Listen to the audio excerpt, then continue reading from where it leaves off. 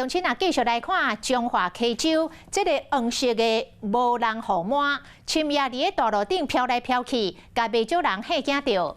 警方掠到变几个人咯，是住伫个附近一个40岁的男子，伊甲号码的手、甲脚、甲头部有空的所在，用黏带甲黏起来。 再个灌风是看这个金这种上介轻的气体，互号码会当飘起来。安尼做有啥物目的呢？伊讲因为好耍。彰化溪州无人穿的黄色号码半暝伫路里行，乡亲拢着惊。警方调几百几个监视器、甲行车记录器，总算找到人啊！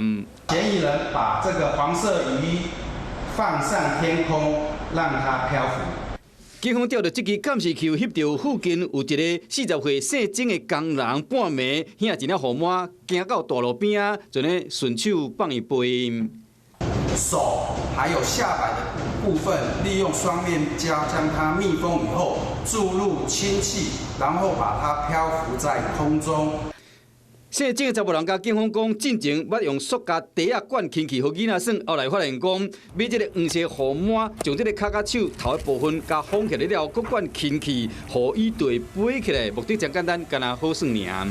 我做时大人，我会代表，会使代表伊向咱社会负一个责任。伊的心内是毋是讲要去共惊，要共害啦？ 姓曾查某人的亲人看到这个新闻，才知影讲，伊因为爱耍出代志，强调讲这毋是要共害，是讲这款耍法已经有附近的人、边仔工地工人以及看到的民众拢会惊，所以讲警方依照社会特殊维护法，将这个姓曾的人移送侦办。爱这管氢气罐倒位来，警方嘛要对战。